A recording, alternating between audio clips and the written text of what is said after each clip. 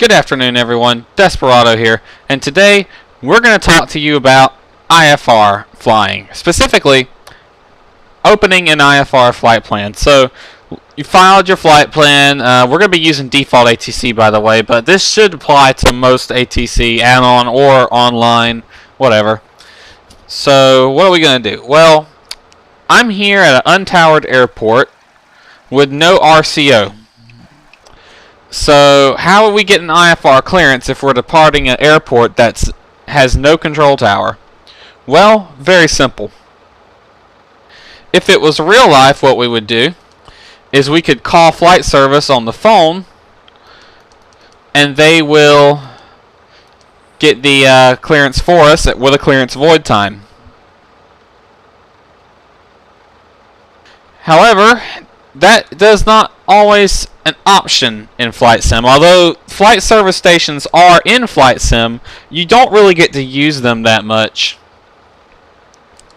And I'll show you why. And I don't know why that is, but it just is. In particular, I think they only appear at airports in the US, the option to use the flight service station, if that airport is known to have an RCO at the time that the AFCADs were being made.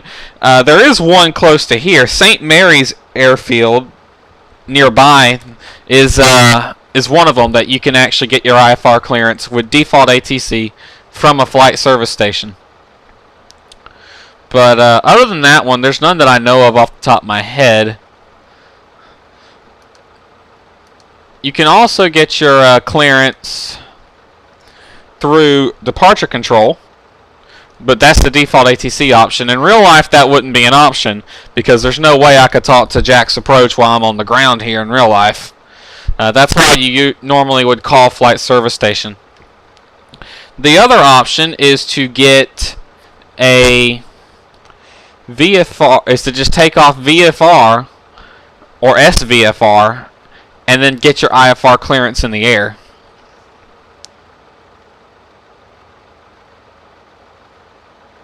Sorry, I'm doing this as I'm simultaneously setting up the radios. So bear with me here. This aircraft is a Cessna 152, and it is an exclusive aircraft. You cannot have it unless you were on the Flight Sim, the FS Insider, whatever. What was it? The FS Insider newsletter. Back when Aces was still around.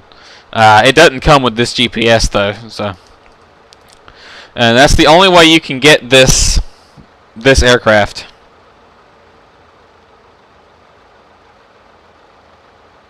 Very, very neat airplane though. For a while it was one of my primary airplanes. I used it quite a bit. So what we doing today? Well, the plan today is to go over a few things when departing IFR, specifically ATC instructions. So today we're going to cover IFR departures VFR. Now the weather is horrible. I've set it for about a 2-mile visibility on the ground, broken ceiling, about 10 miles in the air until you get above 10,000 feet. Just straight shitty weather, basically. Typical for an early Georgia morning in about the fall-winter period when the fog starts to lift after the sun comes up.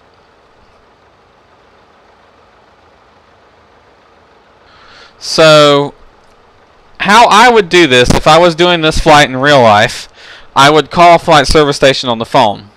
Get the clearance with a clearance void time. If I'm not off by that time, then the IFR clearance is void. We do have one problem with this airplane though. This airplane is not IFR rated. We're going to pretend it is because it's Flight Sim and I like this airplane.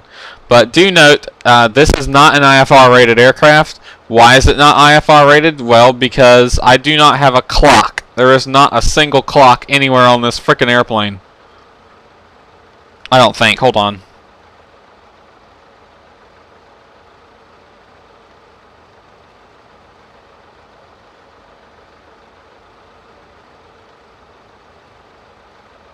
Yeah, there's no clock, although I could replace that altimeter with a clock. Also, I wouldn't feel comfortable flying this aircraft IFR because it only has one navcom. If I lose that, then I'm screwed. It also has ADF, which I know nothing about, but whatever. I don't use ADF that often. I've never used ADF in real life. I can quote the books and tell you about ADF, but as far as using it, I don't know anything, and neither did my flight instructors. So there you go. Alright, the plan is, since we don't have flight service available at this airport in Flight Sim, we're just going to call Jacksonville Center. So I'm going to switch over. Jacksonville approach, Cessna November 66157, IFR Kilo Alpha Charlie Juliet, ready to copy. Cessna November 66157. Alright, sorry about that. I forgot one very important rule when using windowed mode and recording in Flight Sim. Never bring up the kneeboard. Because in window mode it automatically comes up undocked, and that really screws with a recording program. Alright, so my clearance void is 30 minutes from now. I've marked the time on my little watch that I'm wearing on my wrist, so I'll follow it along. Since I don't have a watch in this airplane, a clock. So let's go over the different parts of an IFR clearance. Yay, schoolwork. Okay. First and foremost is the call sign, obviously, Cessna 66157. Cleared to Kilo Alpha Charlie Juliet as filed. That is exclusive to default ATC, because only default ATC and ATC add-ons like Radar Contact will ever clear you as filed. Although most of the time when flying online you do get cleared as filed, but that is not very common in real life as far as I've seen. Sometimes they get cleared as filed. It really just depends on what they filed and if that's what the controllers want or need them to fly. In default ATC you always get cleared as filed, so you really don't have to think about things. You always get what you planned for. But in real life, you often have to alter your plan to suit what ATC gives you. So anyway, on to the next part. The next thing is my departure instructions. Climb and maintain 6,000. Sometimes you may get heading information here. It doesn't always happen in real life. A lot of times you don't get your heading to fly until you get your takeoff clearance. They'll be like Cessna 66157 after takeoff, fly heading 360 up to 6,000, cleared for takeoff. So you don't always get heading information there, but here they've given me a climb instruction. Climb and maintain 6,000, which is my filed flight plan altitude. A lot of times default ATC doesn't do this by default, but with Edit Voice Pack I have modded it to say climb and maintain whatever, expect whatever within 10 minutes after departure, which is often what you get when you're climbing up to higher altitudes above 10,000 feet. Departure is on 123.8, which is pretty much with them. That's Jacksonville departure. Then it gives me my squawk code, 5167. Clearance void 30 minutes from now, which is really what I am worried about, because if I sit on the ground for an hour and try to take off, I'll find my IFR flight plan has been canceled, and that happens even with default ATC. So let's go ahead and set my transponder up. 5, 1, 6, 7.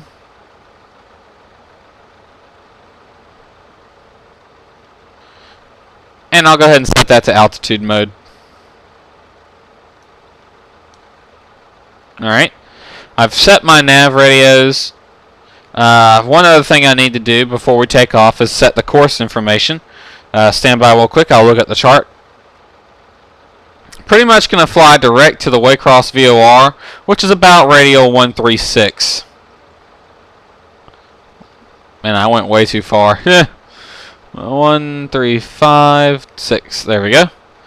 So that's radio 136. Now, I'm shooting myself in the foot flying at IFR with this aircraft because it only has one navcom, and that means I have limited. Not only do I have the risk of losing that and not having a backup, I make my life a lot harder because I'm always having to flip that darn thing around and not switching between nav 1 and nav 2, which is one thing I like to do.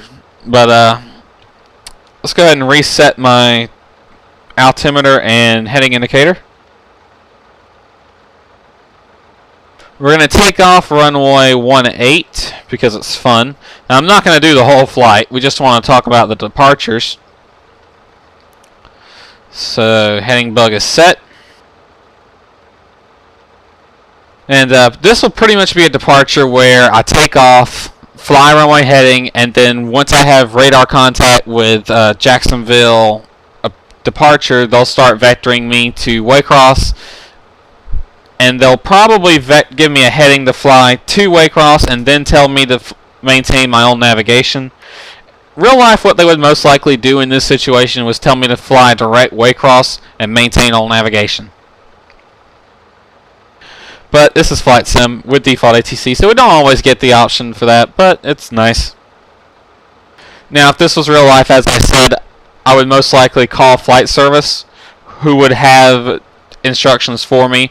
What flight service does when you call them on the phone to get an IFR clearance is they put you on hold and then call center and ask them what center wants you to do. Center would probably have me fly north and climb and maintain 6,000 feet. So we're just going to do what default ATC told me to do and pretend that that was flight service we talked to on the phone. So I'll turn my landing lights on. This airplane does not have strobe lights, unfortunately.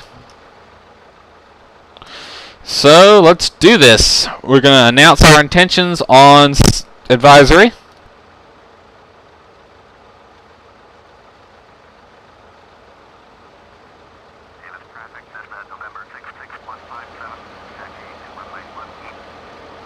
Now, forgive me if I'm a little rusty. This plane does not have differential braking, so this might be a pretty interesting turn to line up. This is a very narrow runway. It's only 50 feet wide.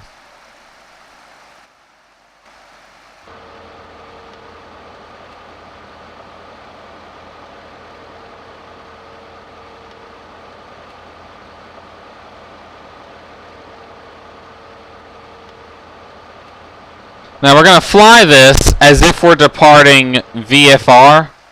Well, no, never mind. So we'll fly this as if we already called center, or not center, flight service and got the IFR clearance. But you do have the option to take off with a VFR departure or an SVFR clearance, which is a video for another day on that. But that is one thing you can do.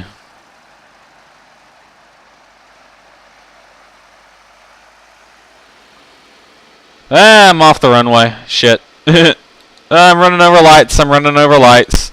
My airplane's broken. Oh, this is horrible. Differential brakes. Oh my god, this plane needs differential brakes. Okay, I am going to mod this. Damn. I'm going to mod this airplane to put differential brakes in it. That is on my to-do list now. Because Jesus Christ. But, alright, set flaps 10.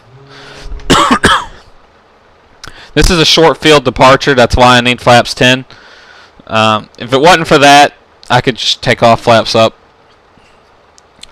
So we'll take off, runway heading, radar vectors to Waycross. I'll cut the video off well before we get to Waycross.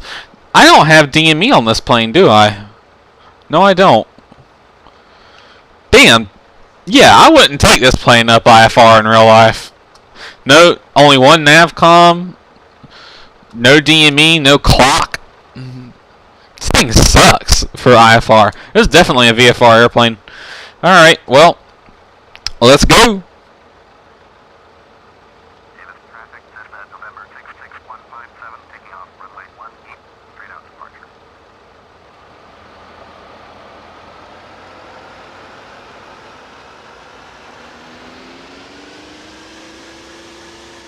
Need to beef up the brakes while I'm at it too.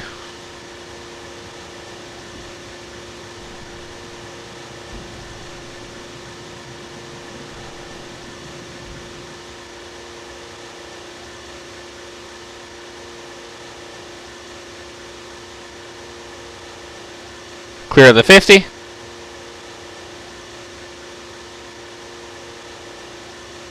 Pitching for VY. 70 knots.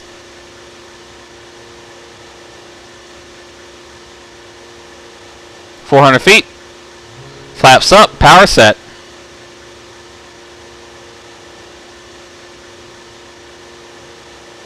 VY is about 75 knots in this plane, I believe, somewhere around there. At this point, we should switch to approach, or Jack's departure, sorry. Jacksonville approach, dispatch November 66157, is climbing through 746,000. Dispatch November 66157, Jacksonville approach, roger, altimeter 3002.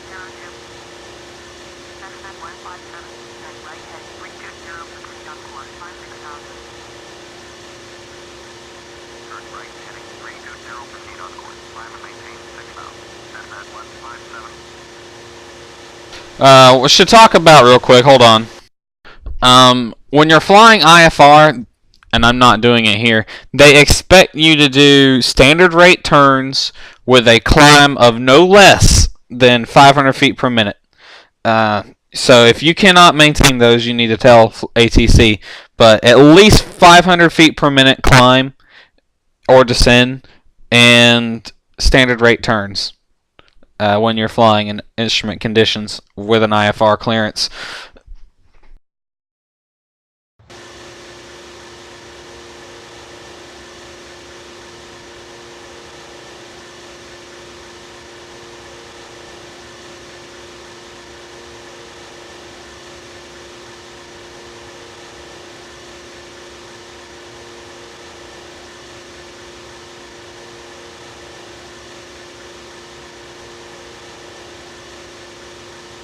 Should pop through the clouds here shortly, the overcast layer.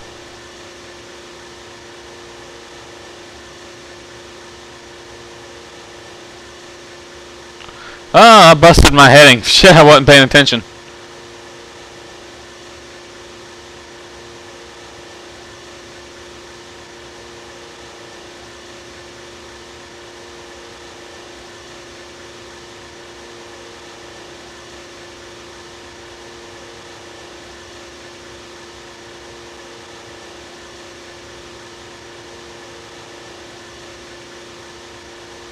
I'm rusty.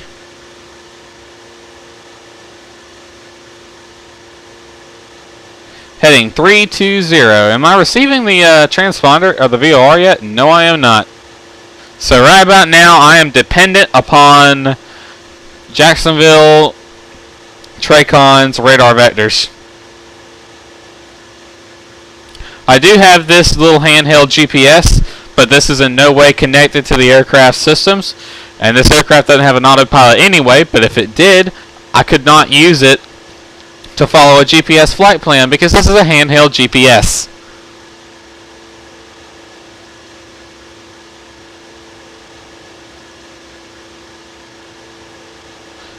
This is a nice little GPS. It used to be a payware one, but now it's freeware.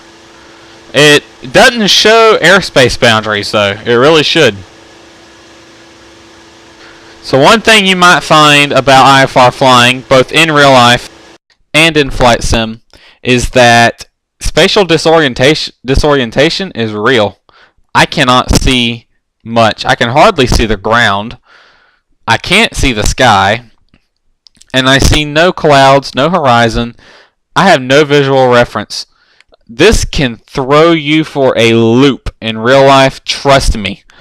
Because you know, your sense of awareness, the inner ear balance thing, gets thrown out of whack. You don't know what way you're pointing. You don't know which way is up. And you really have to put your faith in these instruments because they're not going to lie to you. So if the instruments say you're climbing, you are climbing. If they say you're turning, guess what? You're turning. And you need to believe them. I'm cleared up to 6,000 feet on this heading. Hold on a second. Let's see. Turn right hand 320. Proceed on course. Okay, yeah, I'm cleared on my own navigation. They want me to proceed on course, and I guess I'm just going to fly this heading until they either tell me to fly a new one or I can receive the VOR. So, yeah. This is a crappy airplane to be flying IFR with. I'd much rather be in a Skyhawk.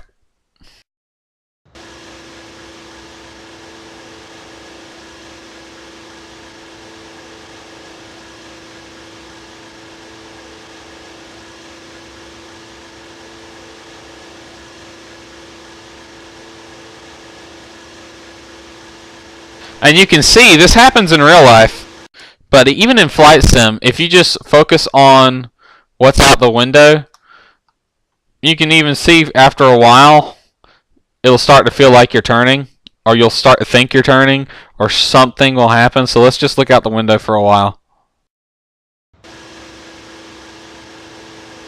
I have no way to know if I'm climbing, descending, turning. What am I doing? I don't know. I'm looking at the window. I'm VFR. Wait, I can't see shit. Holy crap, I'm over 10 degrees off course. See how that can happen? Didn't even know it was turning, did you? Other than a slight head movement. But you don't even notice that, really. I hardly noticed the head moving in flight sim while it was doing that. If you might have noticed, you could see the head movement going on there, and I kind of figured it was doing something, I just didn't know what.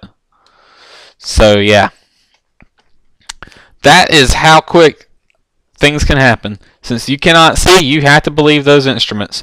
One thing I've found to simulate putting foggles on is to just move the viewpoint down so all you can see is the instrument panel. And you can see this a little bit out here, but trust me, I use foggles in real life. I still see a little bit out the bottom left window. Finally broke through the clouds. I can see again. You wouldn't know it flying through it, but that was patchy fog. Or it was supposed to be anyway. Nice red sky. Sun's over there somewhere. Okay, so that is the basics of a IFR departure from a non-towered airport. If you were at a towered airport, it's pretty simple. Just get your IFR clearance through clearance delivery or ground control, and you would fly on just like any other flight. We'll see you on the next departure.